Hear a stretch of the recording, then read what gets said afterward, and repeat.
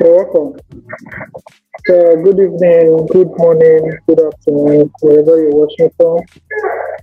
Welcome to the day two of Start a Tech Career in 2025. Okay,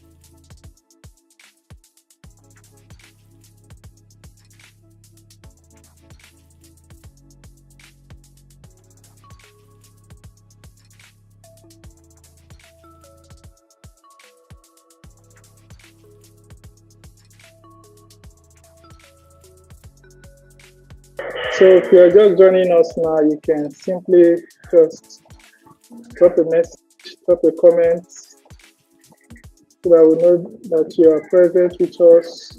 Okay. In the next few minutes, we're going to start the discussion properly.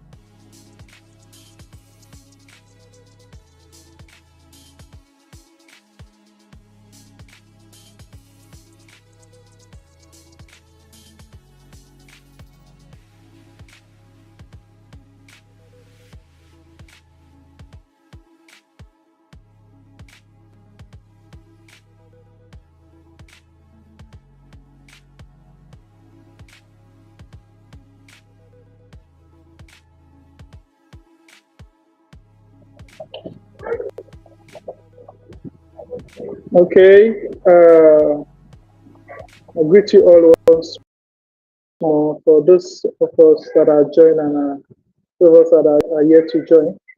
Welcome to the day two of the program Start a Tech Career in 2025. Okay.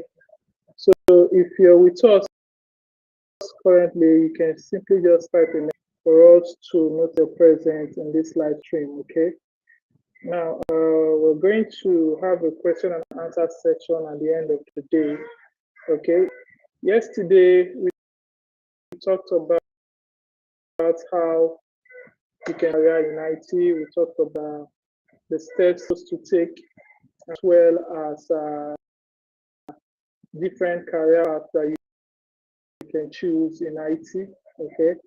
So because of time, I'm not going to go through the recap. Just go straight to what we're supposed to do today, which is we're supposed to discuss UI UX design and as well as engineering. Okay.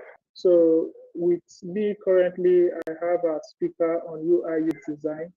He's the person of Mr. Victor Viala. Okay, Victor, if you're there, you can simply greet the audience so that we start right away. Victor, can you hear me? Good evening, everyone.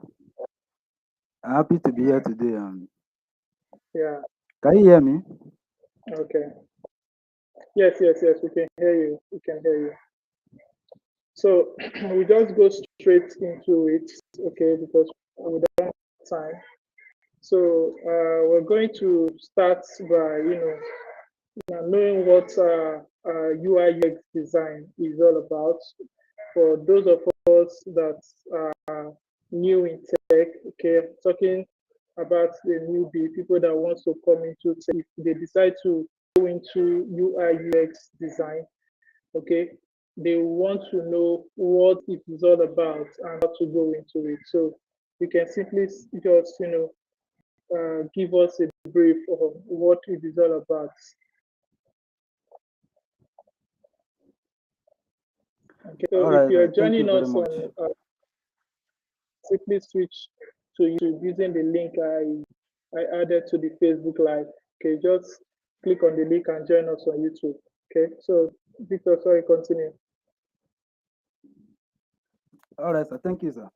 UI UX design is simply the process of creating user interfaces and user experience for a digital product.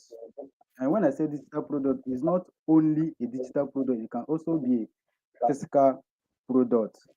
That's what UI UX design is all about. Maybe if maybe you don't know the full meaning, that's an acronym which stands for user interface and user experience design.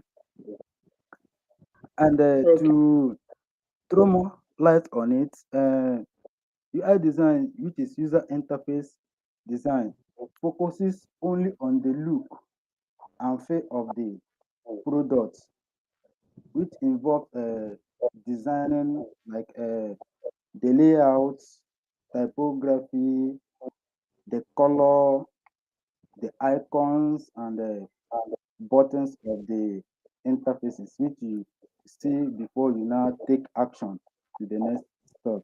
That is it for user interface design.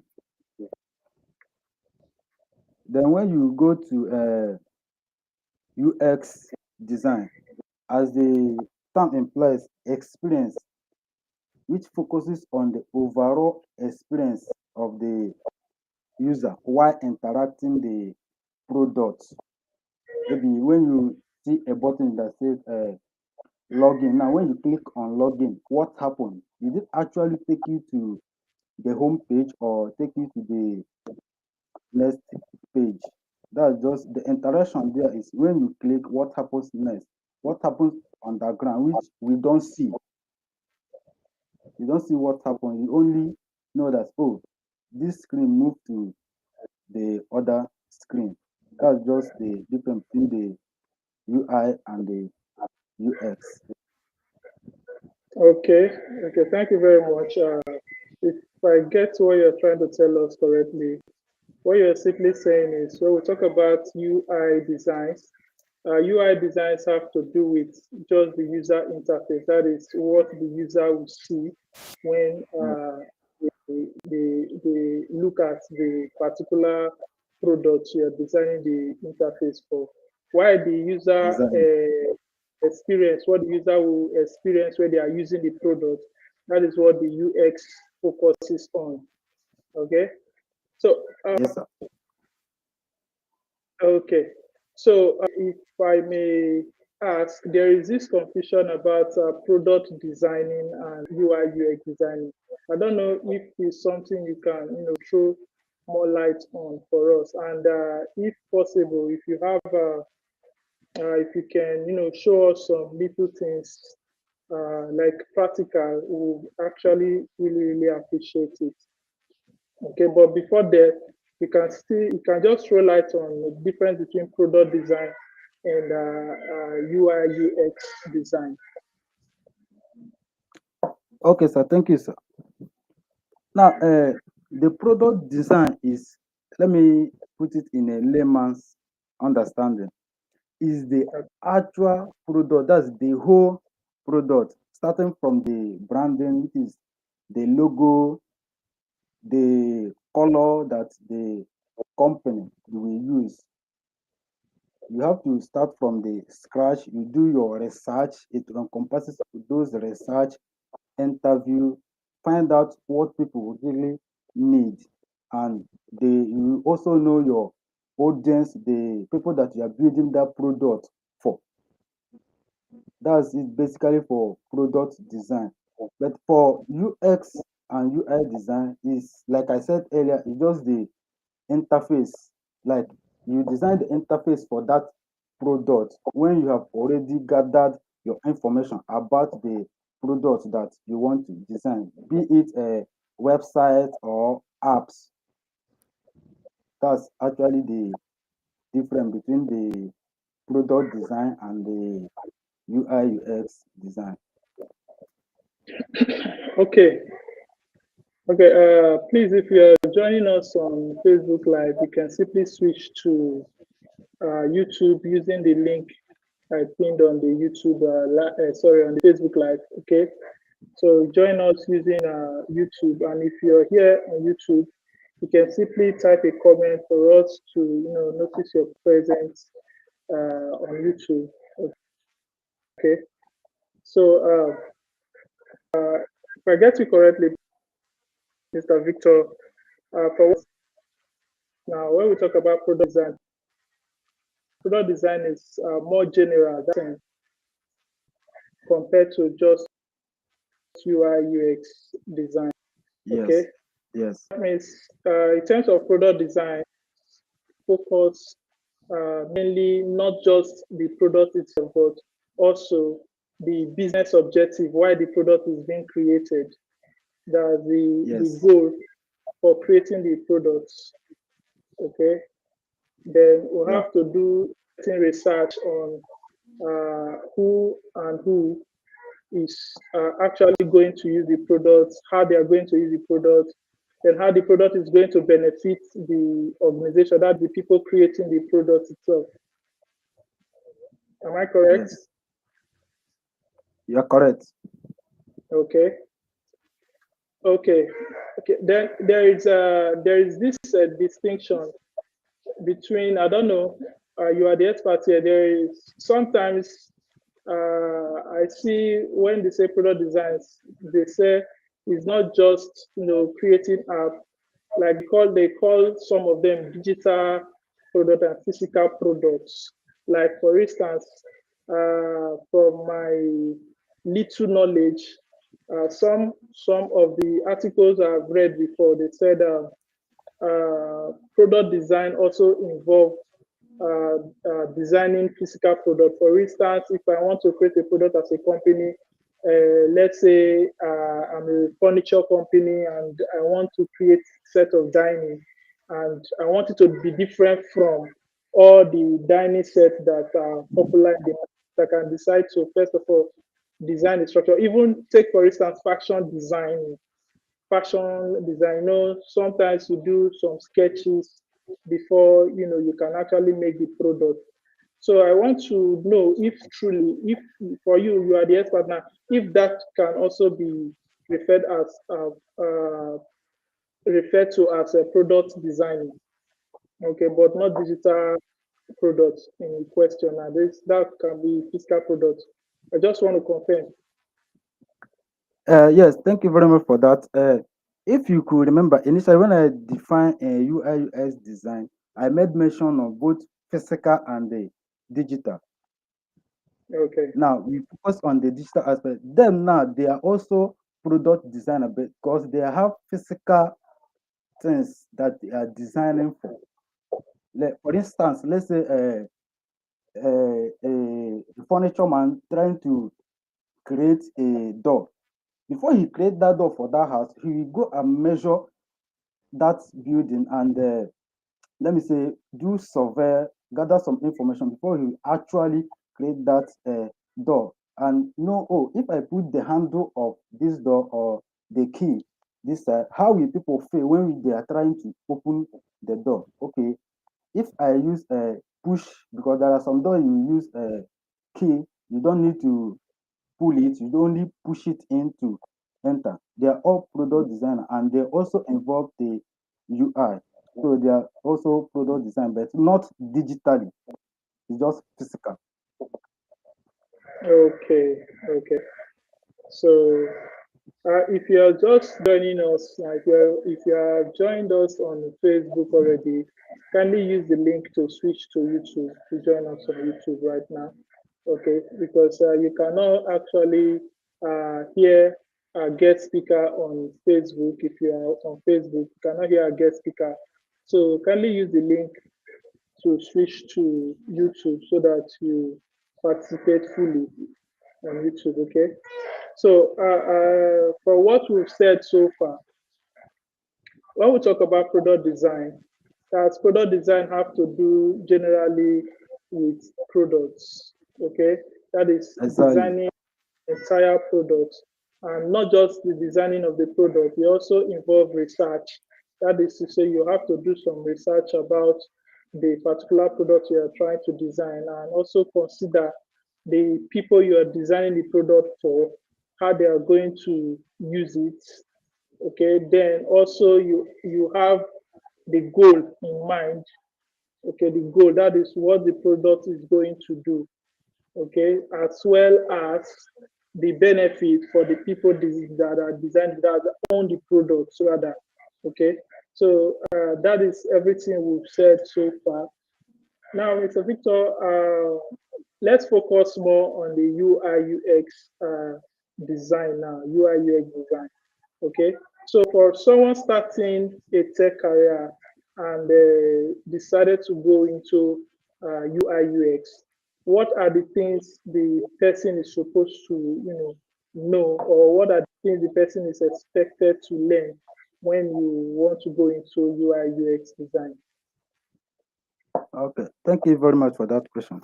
Now, if someone that have no idea of what is UI is all about, and that person wants to start or venture into the UI UI design section, first of all, you have to know the foundation of a design, which involve in design principles. One, to learn the concept like balance, contrast, and alignment.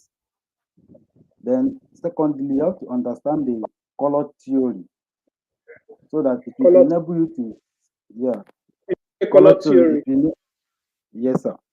So that it will enable you Okay, to select color based on the owners, or let me say the stakeholders or the brand that you are designing for, if at all they don't have the color already. Then another thing is understand the typography. So we learn the font selection, the hierarchy, and the readability, because readability is a must. So if maybe you design something, someone cannot even interact with it or read your contents, so that product is a waste. It's not serving its purpose. The second thing is you understand and master your grid system.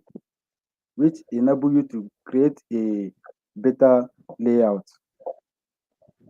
I think with Okay. that person can. Okay. Mr. Victor, I don't know if you can, show us. I don't know if you have the resources to, maybe show us one or two things. I don't know. Can Okay, you share? I think okay. Let me do that right away. Okay, so that because for a beginner, someone that is just coming into this field, some of them might not really understand, the technical terms. Okay, so I just want us to, try to make the whole thing very simple, as simple as possible, so that anybody coming into it will know, okay, these are the things I need to do. These are the things I need to know. Okay.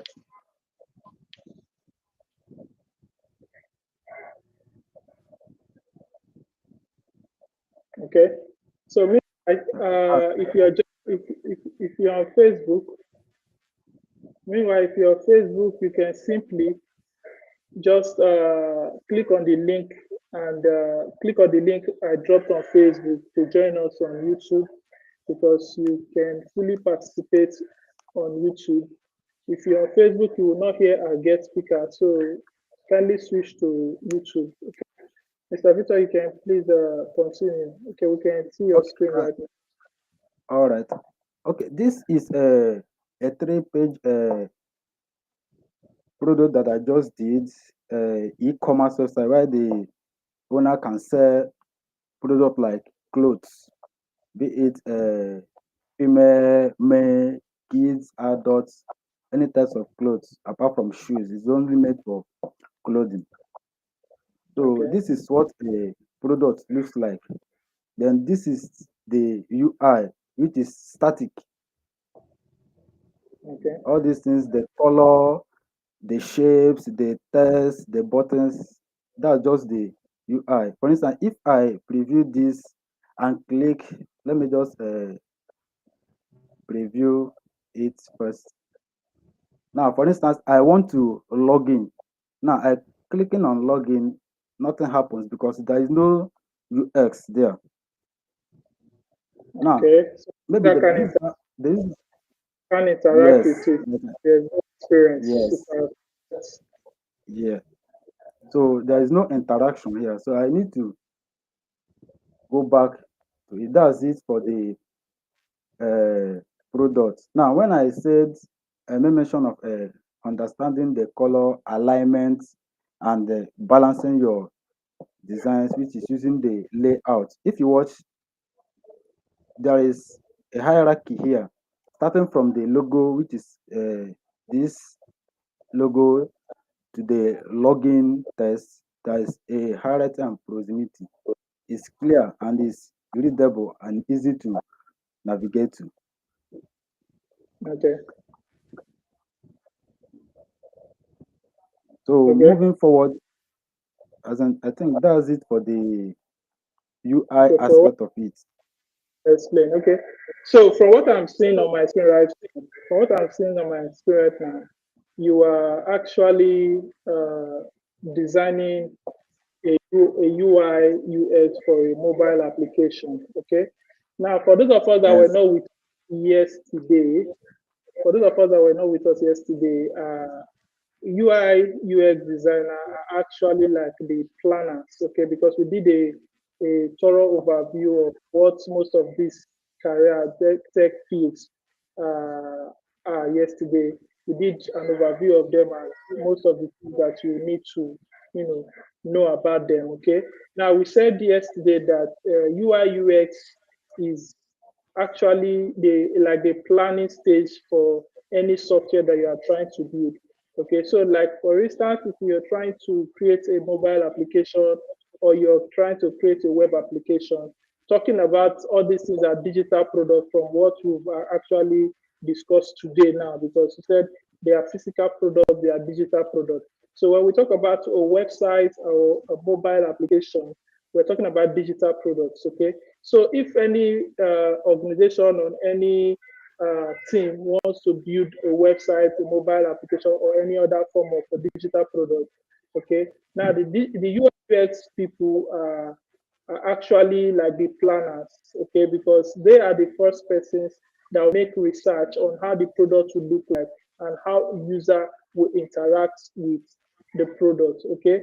So the example Mr. Victor is giving us here now is simply if, for instance, the project objective is to create a mobile application. With this example, I think this example is an e-commerce web mobile application. So if you are to create this, you first of all have to do some designs.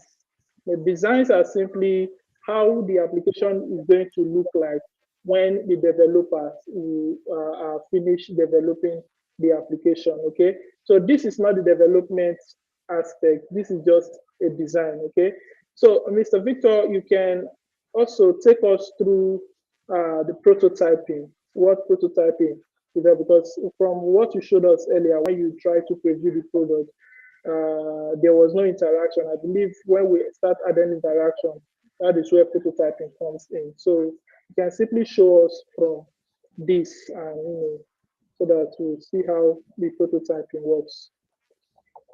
Okay, thank you very much.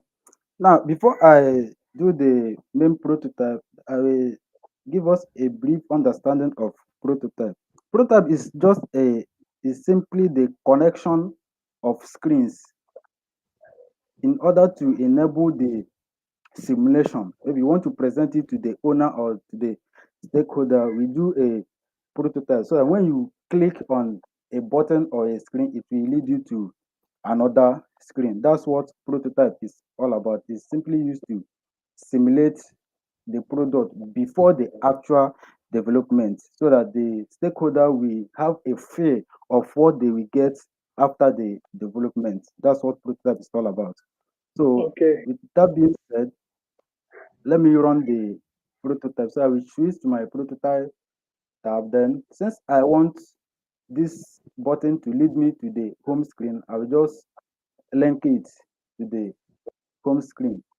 Then I will leave it on tab, navigate to home screen. That's one way. Then I want to view the product. It's maybe a single product. I want to see the details. So I will just select this for this illustration. When I click on this image or this card, it will now lead me to this detail screen. Then at the same time, if I want to go back, I will still select this arrow, then link it back to this home screen.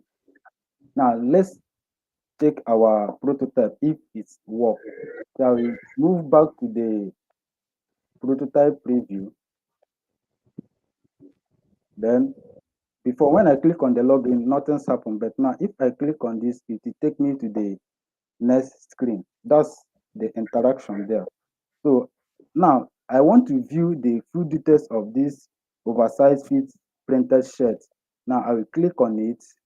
It will lead me to the oversized. Here now I will now see the color type. I can switch from blue to black, gray. Then I can select the size. Then after that, if I want to buy, I will click on buy button and buy. If I want to add to cart, I will add to cart. But here, since I'm focusing on the interaction, I have to click on the go back arrow. You go back to the home screen. Okay.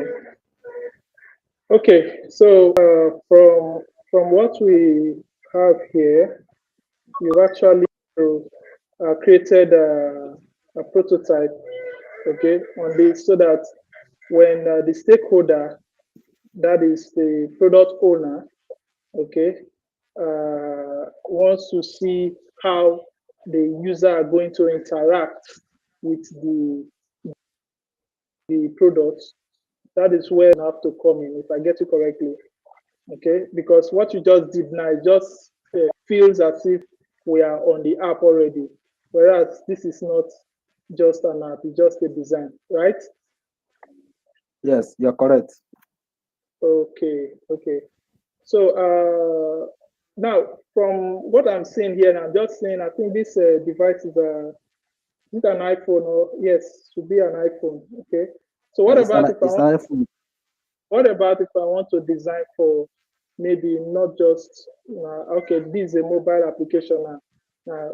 uh, everybody might not have an iPhone. Some people will have Samsung, others Android phones to view. So how can I maybe do I have to design another version of this to maybe go to iPhone, or maybe I want to design for a web, like if I go using the computer system to browse this.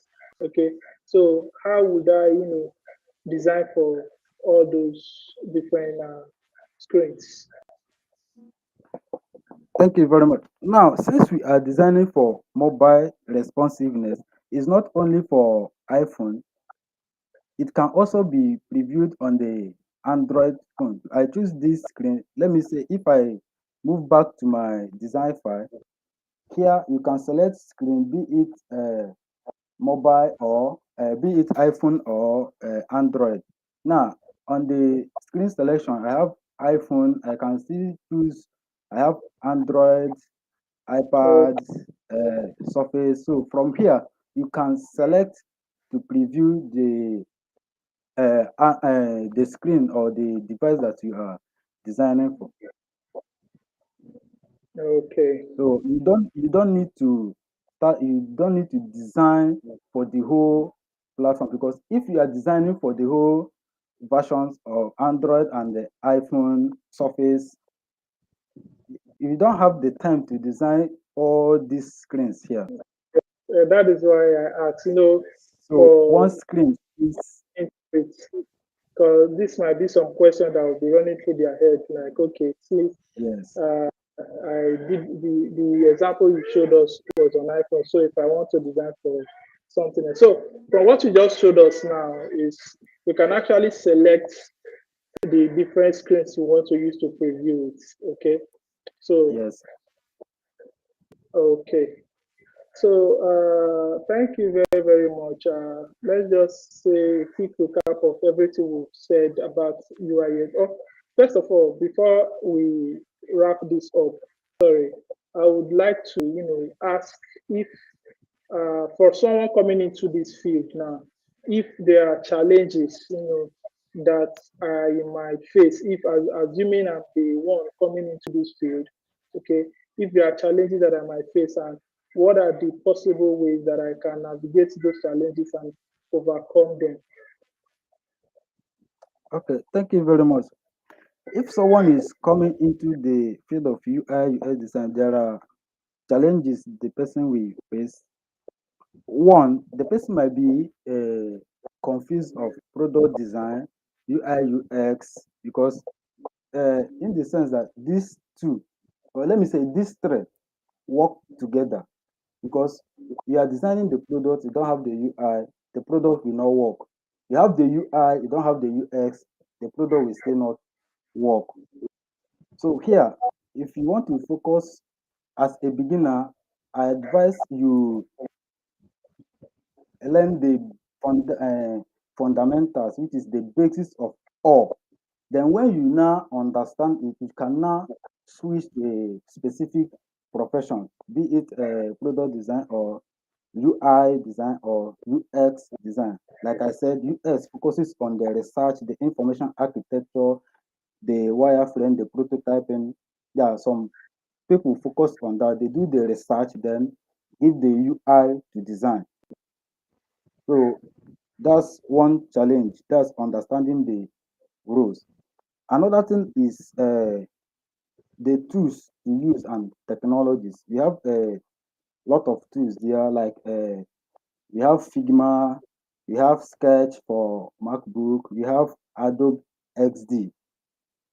So my own advice is pick one. Maybe, for instance, Figma is the uh, popular one that is most companies are using now.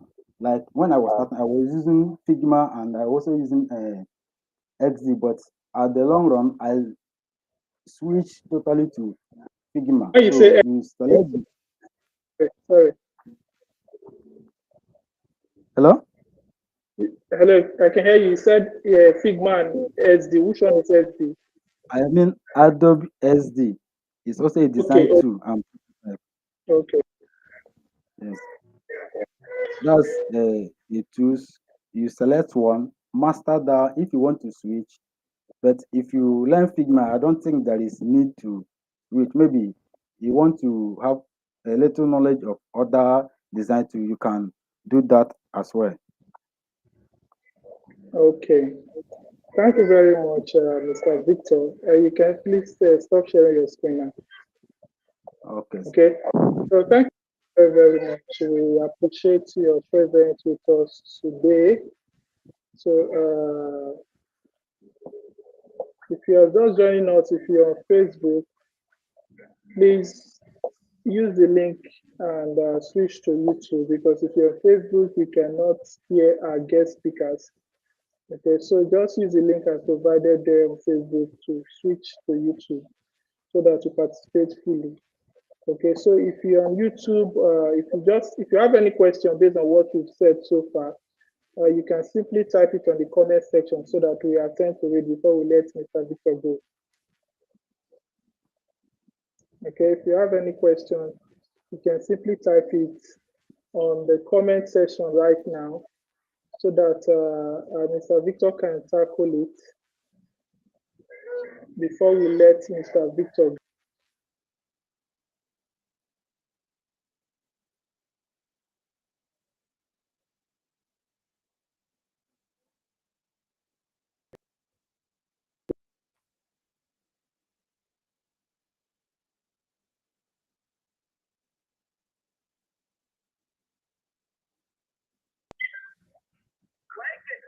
Hey,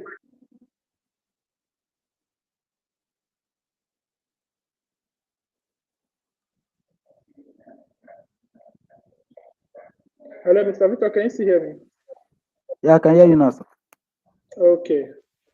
So, like I was saying, if you are on YouTube with us right now, you can simply type your question. If you have any question, you can type your question. Then, if you're on Facebook, kindly use the link to join us on YouTube. Okay. So, before we let Mr. Victor go, a quick recap of what we've said so far. Now, UI UX design is simply the user interface and user interaction design. And when we say user interface and user interaction, is how the interface of a product, a digital product, will look like, and how a user is going to interact with it. That's user experience rather. Okay, how a user is going to interact with it. And this is one of the stages in a digital product creation that we can refer to as the planning stage because they are the people that make research on how the product is going to look like even before the product is created. So they'll make the research on how the product will look like and how the product is going to, be created in order to be cost effective for the person creating the product. At the same time, how the people that the product is targeted at, that is the people that are going to use the product, are going to use it and have a very good experience from the product usage. Okay, so in a nutshell, that is what UI UX design is all about. Okay, it's just like any other form of design. You know, when we talk about design, generally, design is simply a conceptual creation of something that is real, not the real thing, but it's like a concept. Okay, because most designs I know, like architectural design and the rest, you know, they are simply concepts. Okay, so before you bring that into life, you first of all have to, understand the concept, what you are trying to bring to life, and UI UX design also fall into this category. Okay, so like I said, if you have a question, please you can simply type the question there. Okay, we have just 5 minutes now to let Victor go. Okay, so and yesterday, quick recap of what we discussed yesterday, how to start a tech career is before you start a tech career, the first thing you need to do is to first of all assess yourself, assess your strengths. Okay, what can I do? Okay, what are the things I like doing? Then, if, for instance, you check yourself and you see the things you like doing and not, you didn't see any field that is actually related to it, what you just need to do is to make research on different tech careers, make proper research. And during the course of the research, you can also speak to a mentor. That means you have to, look for someone that can mentor you, that have more experience in maybe a particular tech career that you are interested in, or generally different tech careers that the person can talk to you about. Okay. So when you see this kind of person, you attach yourself to the person to help you, so that you use that to evaluate yourself and know which particular tech field will be good for you to go into. Okay. And we also explored a lot of this tech field yesterday, and said after yesterday, which is today now, like what we've said already today, we will talk about UI UX. Okay. Now, the next speaker we're going to have is going to talk about DevOps engineering. Okay, so in some few minutes now, we're going to bring him in to discuss DevOps engineering with us properly. Okay, so other things you need to do is you have to go to maybe have a formal education if you want to, but we also said yesterday that a formal education is not a must. It's not a must. You can just go through alternative learning platforms like Udemy, Coursera, YouTube, and any other learning platform.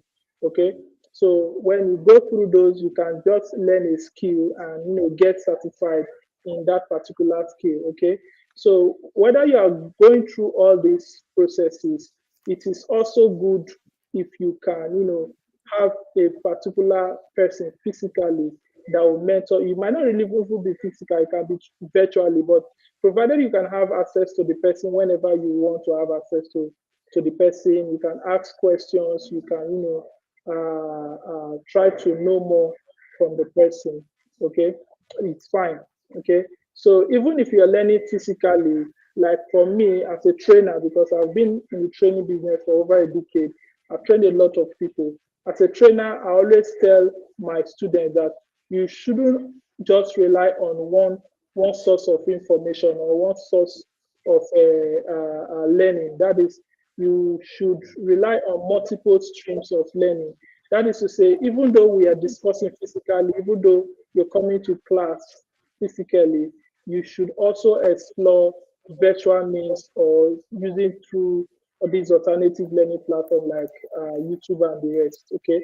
So another thing again, you should get certified and build a proper portfolio for yourself. Okay, so as we go along, I'm going to be talking about some of the things we talked about yesterday. Okay, so Mr. Victor, thank you very much for having me today. It is a pleasure. All right, thank you, sir. Yeah, so enjoy the rest of your evening. Okay, All right. so the next speaker we're going to bring in is a friend and a senior developer and a senior engineer. Okay, so we'll connect him right now. Uh, in the next 5 minutes, we're going to connect with him. But if you have any questions so far, if you're with us on YouTube, kindly type your question in the comment section and we're going to attend to it. Okay. Then if you're on Facebook, you can simply click on the link we provided to switch to YouTube, because if you're on Facebook, you cannot hear our guest speakers. So switch to YouTube so that you'll be able to join the conversation. Okay.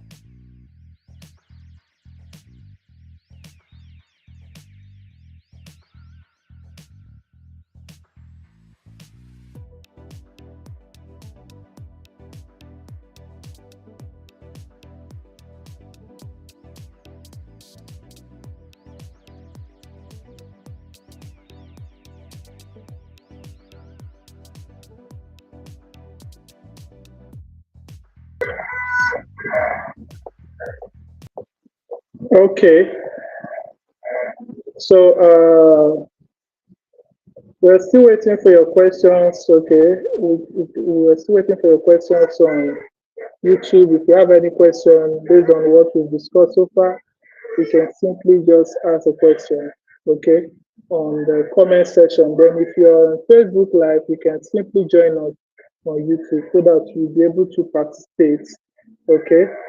So the next speaker is going to take us on the journey on how to start a career as a DevOps engineer. Okay.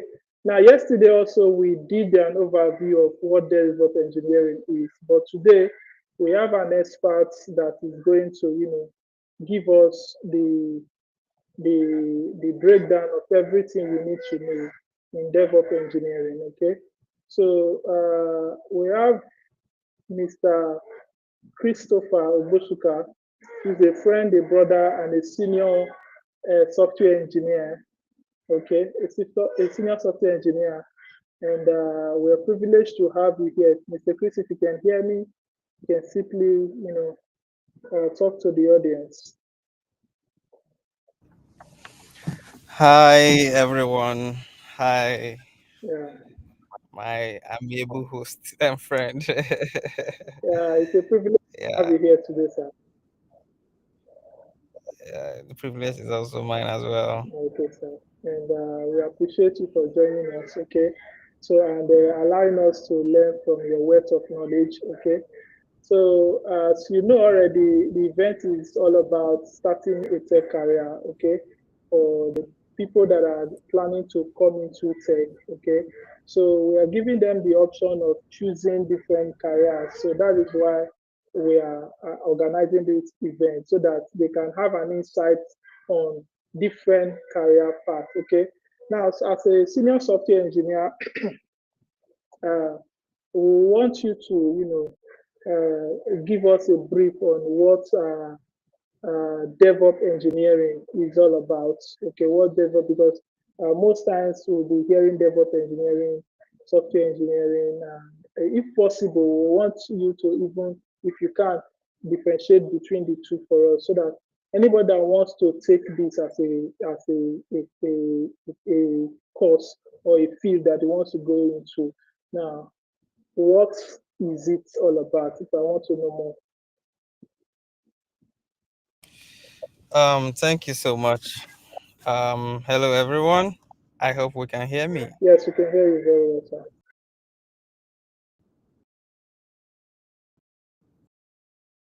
All right. So I'm just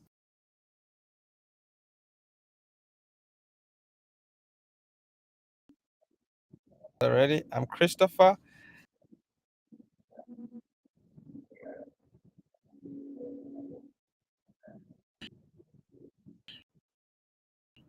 software.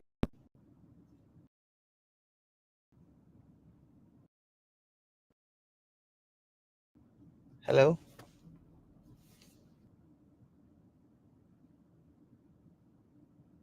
hello.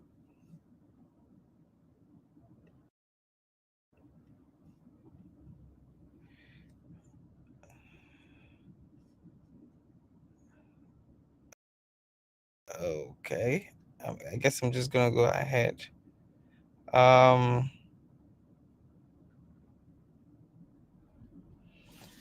Okay. So I'm particularly a software engineer.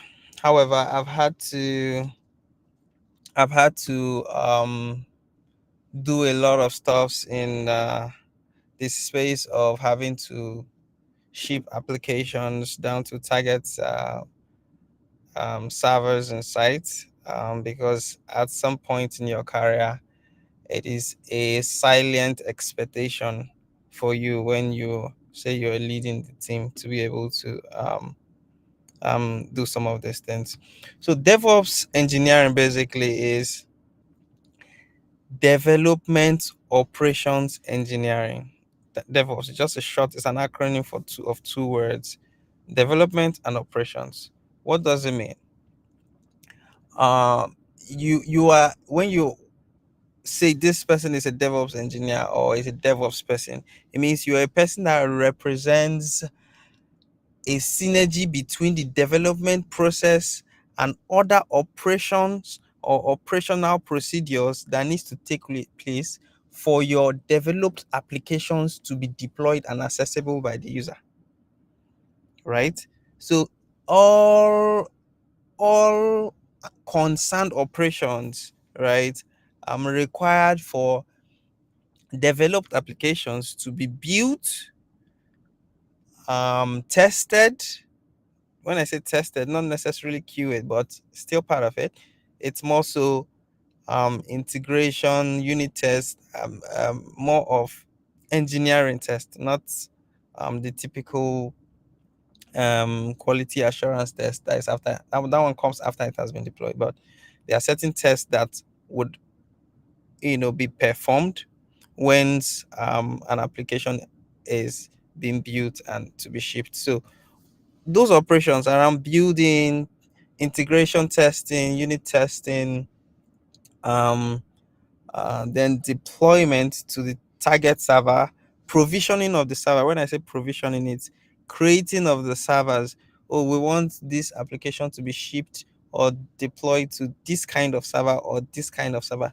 Provisioning of that server or those servers, in some cases, multiple servers, is part of the operations that you would do as a DevOps engineer, such that uh, having developed your application, it can then be shipped. So software engineering is basically, it basically doesn't mean that it's limited to. It's basically the developmental works, all the things you need to do for the most part, which is writing code, having your interactive sessions, doing your designs. Not when I say designs, it's more of engineering design, like how things will be. This component will meet up, will link up with this component. This component will be joined to this component. How you design this and that, the different components of your system. All of those are within the shell and umbrella of software engineering, right? Its final state is you now having to write using a particular or multiple programming language to write what you and your team have designed as the product you wish to build. So that's what software engineering. All of the processes, the engineering, the development, the design, the sessions, the interactive sessions you need to do down into writing of the code for you to develop an application or for you to solve a business, a digital problem, right? That's software engineering. It's terminates to, for the most part, to writing codes, right? For the most part. Now, DevOps, which is developmental operations, is having built this, having not let me not use the word built, having developed, the solution with whatever programming language or technology or tool. You need it to be deployed. You need it to be available for users to utilize, right? That is where the DevOps engineer comes in. DevOps is now responsible to take what you have written, because there's what we call,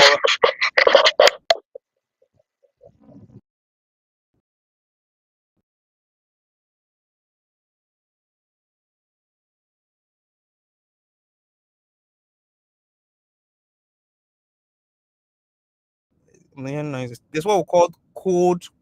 Some of them include GitHub, GitLab, Bitbucket, and the rest. From that point, in a proper and distributed team, it is the responsibility of the DevOps engineer to take that code or whatever solution or script and make sure it is deployed to the concerned and target server for it to be accessible and used by the users.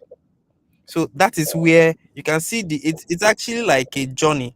The journey of having users interact with your application starts from conceptualization and problem statement. Okay, we want to solve this problem, digital problem. The engineers will start write the code.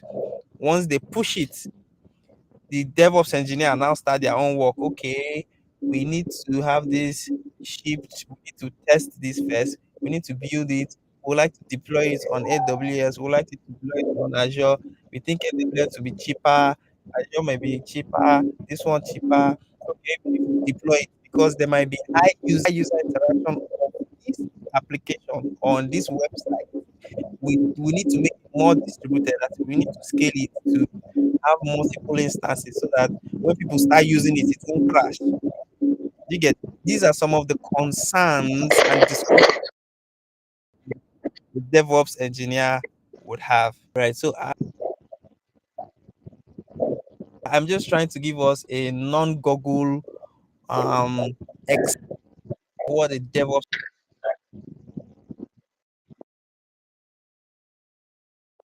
actually, and where the in paper where the work of a software engineer stops.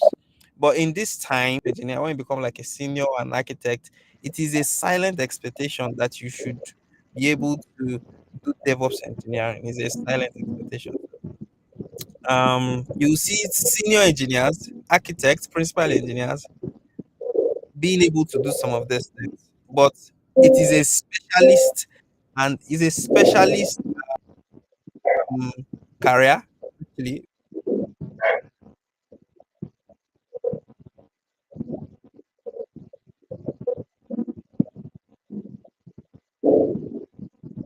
we have people that are just DevOps engineer. There's nothing like software engineer. They're just DevOps, right? So he's a specialist and the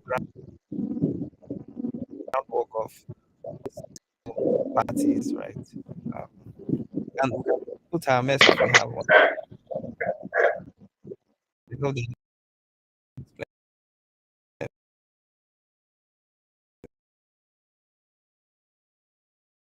use it.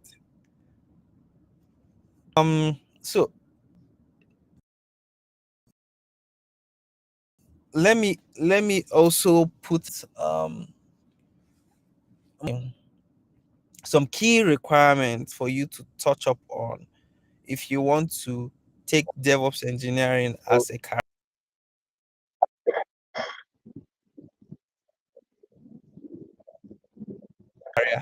There are some key things you need to be familiar with. So now, if you want to as a career, you need to be familiar with the Linux operating system. We have Windows operating system. Then excuse me, we have the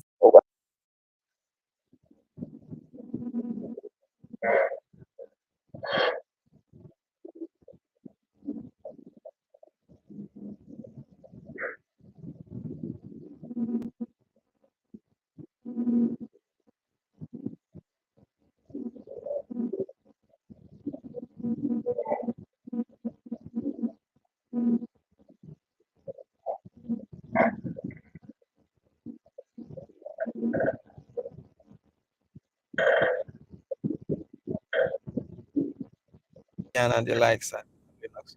So because a core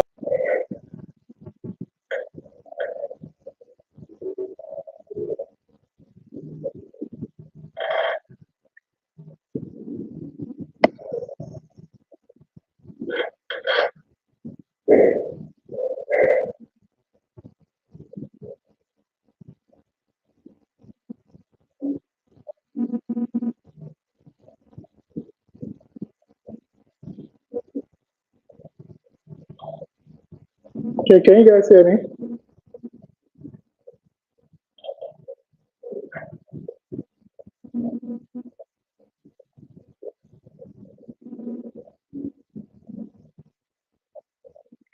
If you can hear me, just type something on the comment section, please. I think just type something on the comment section so that I know that yes, you can hear me. Okay.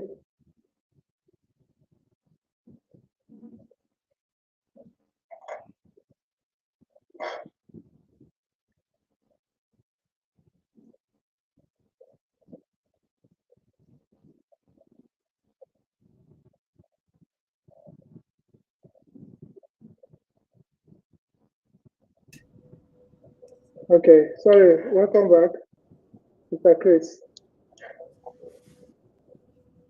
Yeah, I'm here. Yes, I can hear you very well. Can you hear me? Did I did I break Yes, out? yes, yes. Even I myself, I was having Oh, little network issues, but you can continue. Sorry, we are still live. okay. All right. Great. So I was talking about what are some key things you need to know or get familiar with if you want to try or take up DevOps engineering as a career.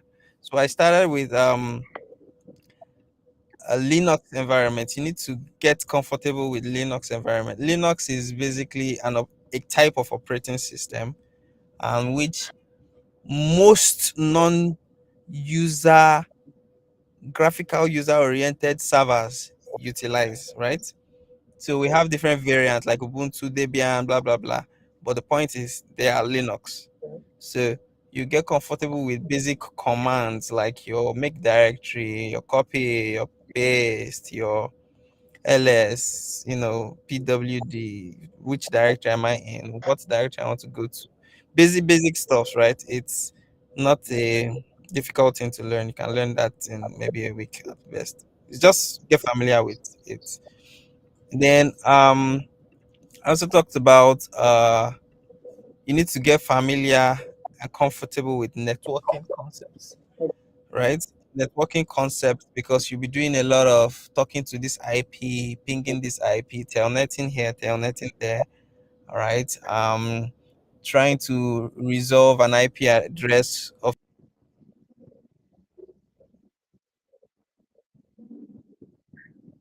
a domain name, a complex depth and the basics of networking. Then, like when I was giving us the distinction, when I was giving us the distinction between a software engineer, and a DevOps software engineering. yeah, a DevOps engineer. I mentioned that the work of the software engineer stops at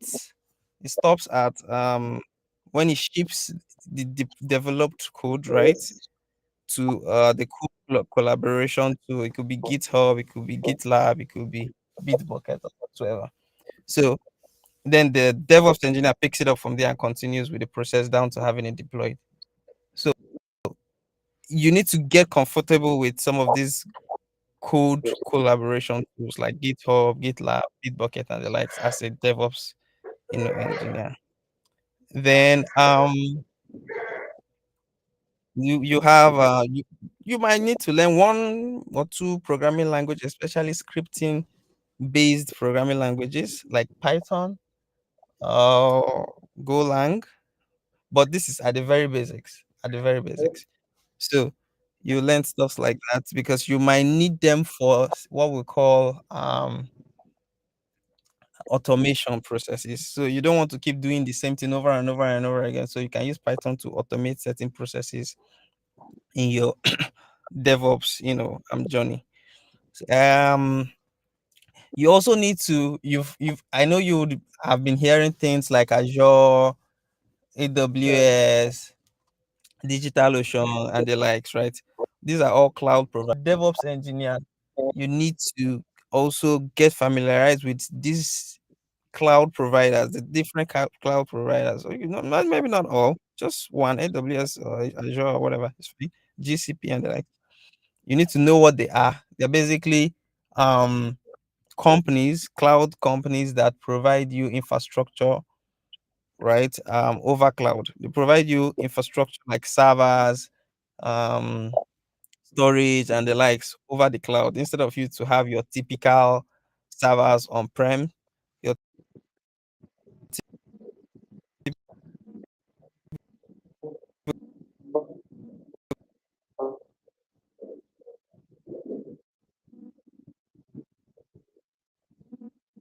typical servers on your local or on a rack center. You can have those stations are deployed, as containers for easy scaling. That's what we call horizontal scaling, right? Easy scaling and better maintainability. So um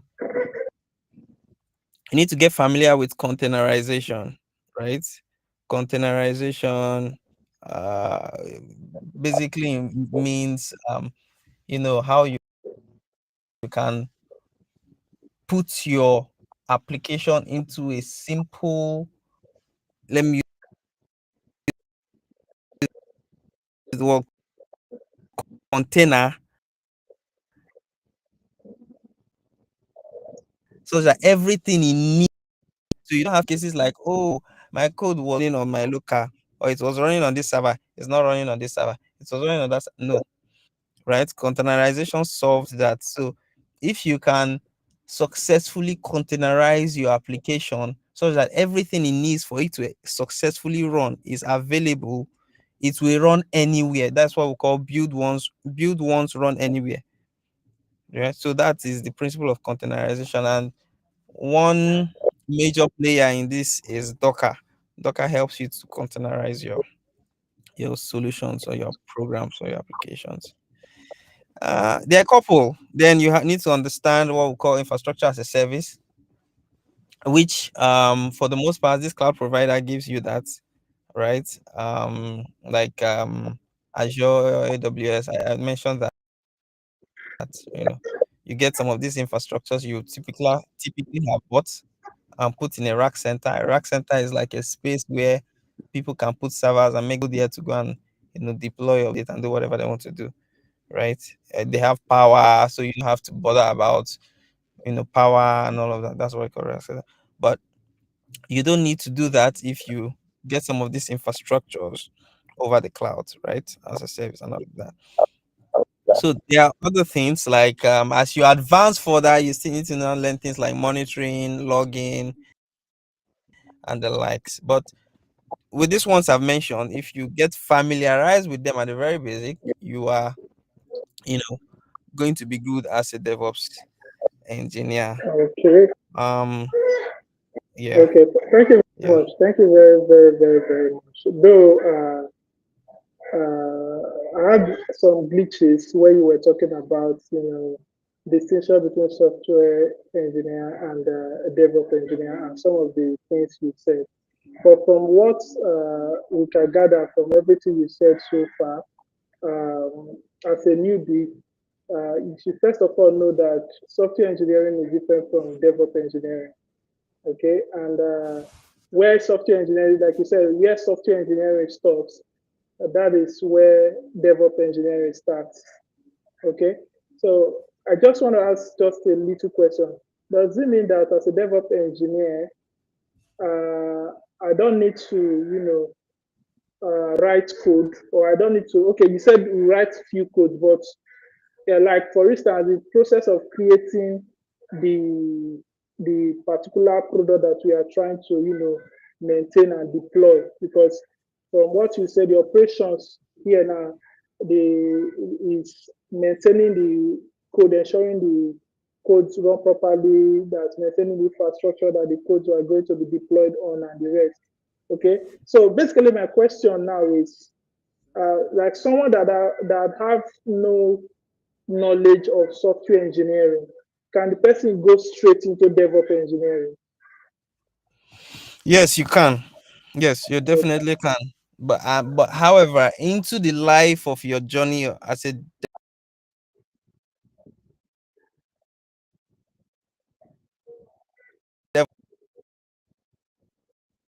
Sorry. DevOps engineer, when you want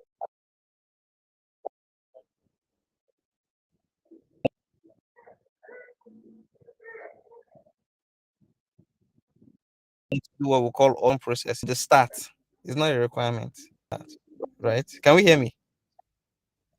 Yeah, you're kind of breaking. You're breaking. Wow. Just Um. again, come now. Yes. Yes. So I'm saying that no, you don't need to. You don't need to be a software engineer or know how to write code for you to become a DevOps engineer. No, right? You Okay. can get into being a DevOps engineer without having any software engineering background. You can. Okay. But however, as you thrive, as you go, as you become senior, as you elevate, it will become necessary for you to learn one or two scripting language or scripting based programming languages like Python, like Golang, or because there's your like I said, developmental operations. Some of those operations are in bits. Like you do this test, you do this one and build, you do this one and create instance of this pod or like this container. So at some point you want to automate these things so that you don't have to do them for every single time you want to deploy. So you might write a script that can do that thing and automate it. So once you just click something or something just triggers it, it will start running. Okay. So what Did you you're get? saying now is, even though you might not be, might not practically be a software engineering, and it's a software engineer rather, you also need the knowledge of programming to help you do some certain things in software engineering, and DevOps engineering rather. That's what you're saying. Yes, as you get further into the journey, yes. Okay. Okay. Yes. Yes. So, but if you have, but Yes. what you're saying now, if you have that knowledge of software engineering, or even not completely software engineering, maybe a particular developer, maybe a developer of any type, any form, it will be easy Mm-hmm. for you to, navigate through DevOps as a career, because with that knowledge, it will help you, even write some of those automation you're talking about. Am I correct? Absolutely. Absolutely. Right. It's an easy transition for a software engineer to become a DevOps engineer or add DevOps engineer to his portfolio or and strength. It's easy because it's not far from what you've been doing, right? Irrespective of the programming language, yeah, it's not far from what you've been doing. So yeah, Okay. yeah. So, what are the challenges that maybe someone that has no idea about this thing now? What are the challenges that the person would face if he's coming into it? And what are the benefits, you know, if you are a DevOps engineer? What are the benefits? What are the things? Because, normally as a beginner, it's not about looking at challenges, though, like from our discussion yesterday, we said it's good to look at the challenges so that you don't go into it and, at a point you find out that the thing is too difficult for you to carry on, then you now, leave the career. So that is why we tend to focus more on the challenges. But at the same time, the benefits also can also be a driving force, to help someone coming into it to push further, to make sure that you achieve something tangible in that career. So we would like to know the challenges that you can face as someone coming into DevOps engineering, and the benefits also. Oh, okay. So for me, the challenges one will face for someone coming into DevOps engineer for a fresher, right? I'll Yes. define it in two ways. We have a fresher that has not is not familiar with IT at all. This is just his first transition, and we have the fresher that are familiar with IT, but I want to take up this particular specialization as a career. For the first one,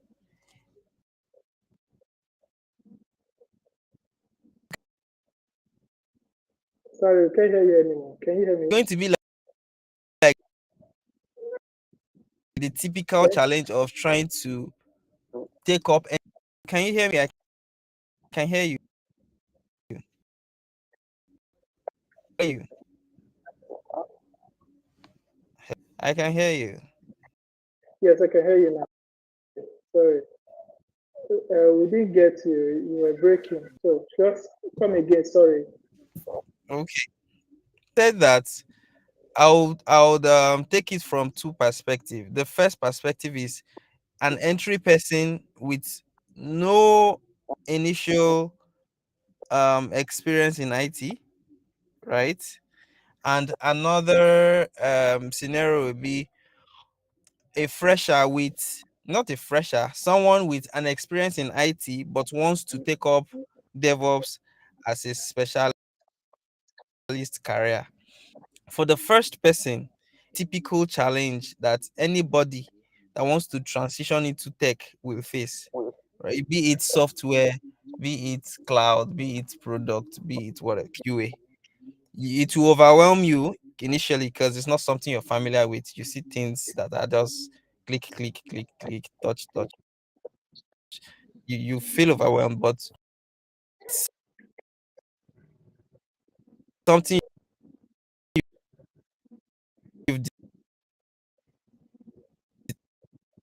determined to do, you typically will do it because you're a fresher. You don't, already. The challenge it depends on the area the person has like a previous knowledge in. If it's more of the product, like a product designer or a QA person, it might be a strange, not a strange, but it might be a not so familiar transition because now they have to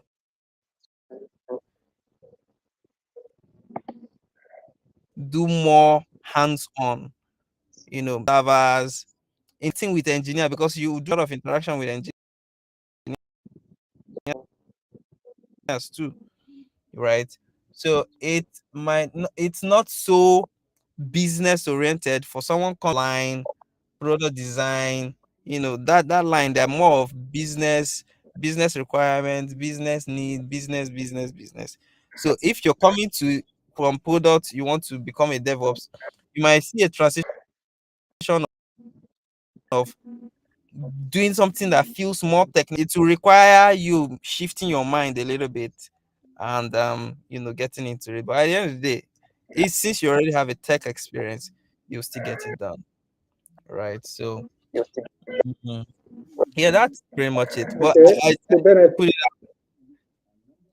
I like to put it out there that the DevOps engineering space is a bit broad because you need to know a lot of things, right? But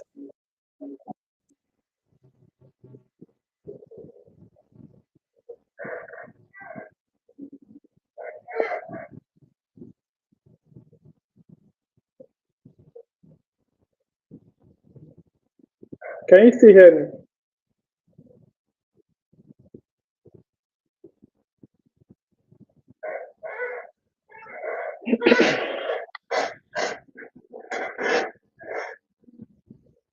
organization where you will eventually be in if you I mean I don't know why Yes, we can hear you now. yeah, So yeah, you're yeah. So yeah, continue. Sorry. I think I have a poor reception where I am. um Of course.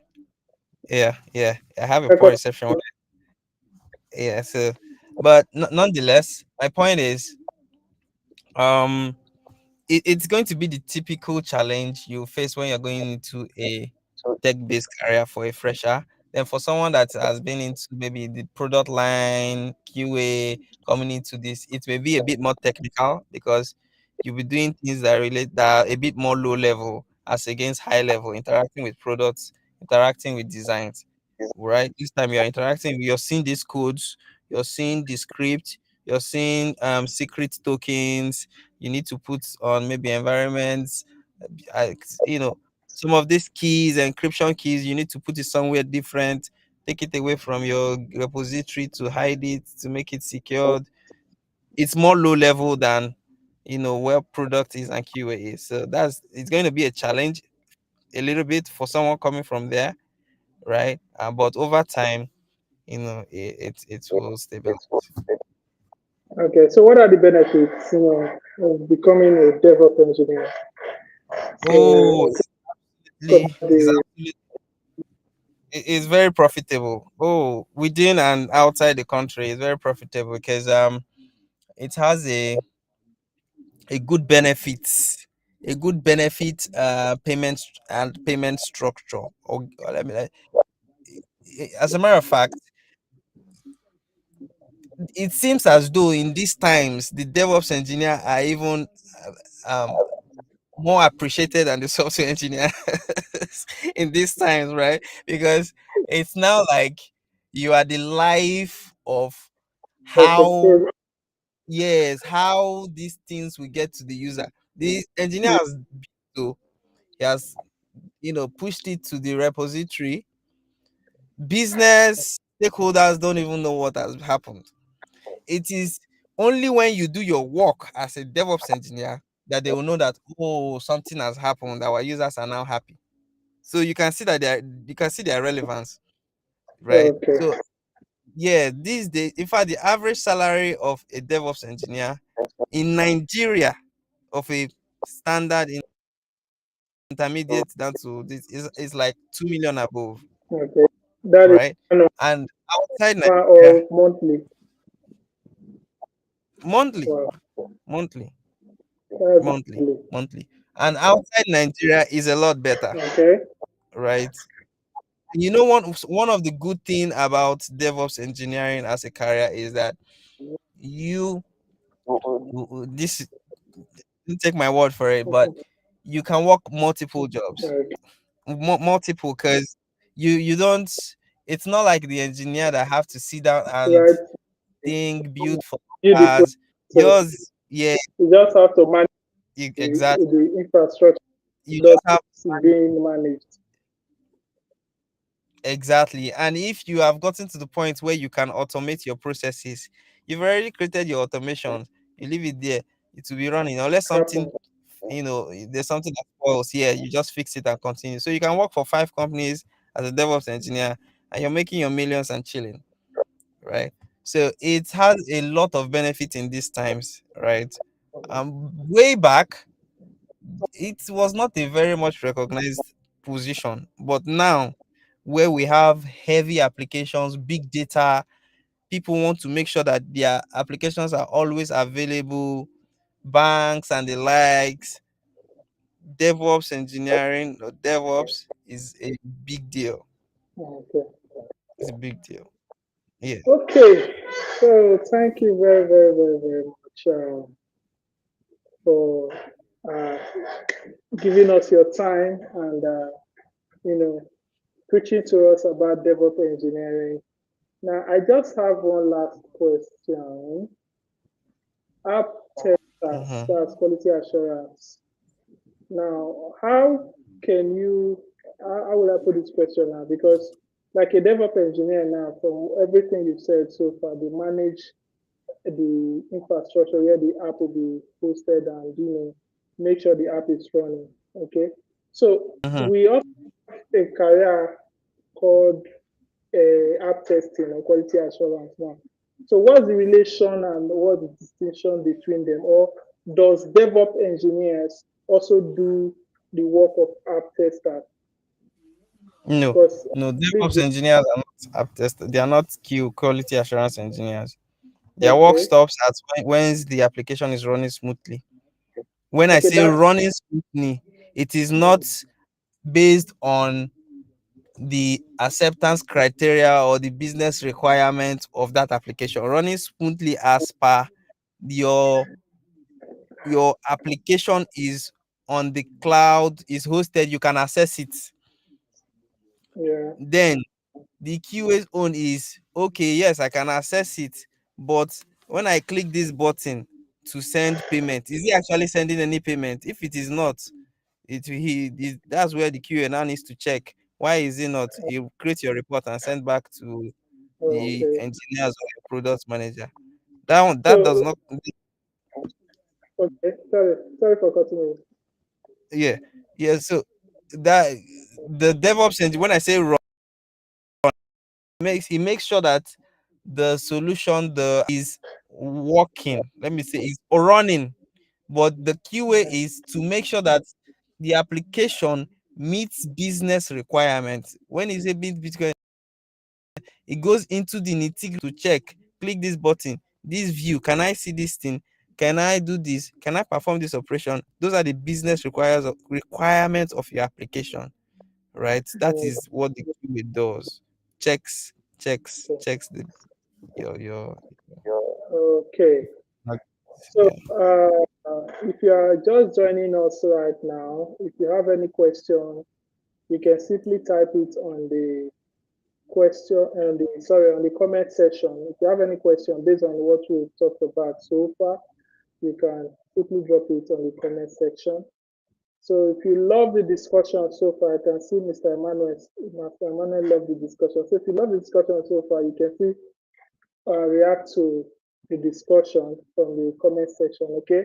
So from everything we've talked about so far, you find out that talking about digital products in this, let's say in this context right now, there are a lot of things, a lot of careers, even just to create a product from start to finish and making sure that the user use it. Okay. So like yesterday, we explored a lot of all these things, but today we first of all talked about UI UX design, which is part of product design. That means for you to be if we are to design a product now, take for instance an application. Okay. So we have a career for the planners, which are the product designers, which UI UX fall under. That means they'll first of all plan how the application is going to look like, how the user are going to interact with the application. Possibly they'll make some researches on the cost effectiveness, that is feasibility study, or on the particular product they are trying to build, so that they'll know how they are going to design it for optimal advantages. Okay, and also we also saw that if they finish that, the software developers will now take over from there. So the software developers will be the one to develop the software. If it's a web application, web developers will take charge. If it's a mobile application, mobile developers will take part of in the process of developing it. Okay. So and also from our discussion with Mr. Chris right now and the last question I asked, you also find out that after the developers must have done their work, there is also another field called the app testers or the QA quality assurance that will also have to test what the developer have done.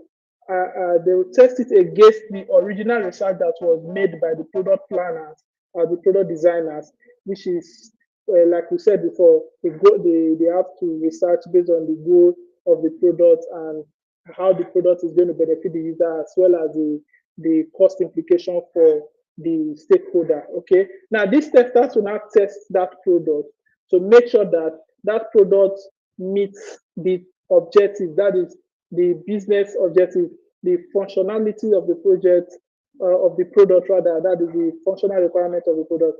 So these testers will test the whole thing to make sure that it fall in place why the product was created in the first place.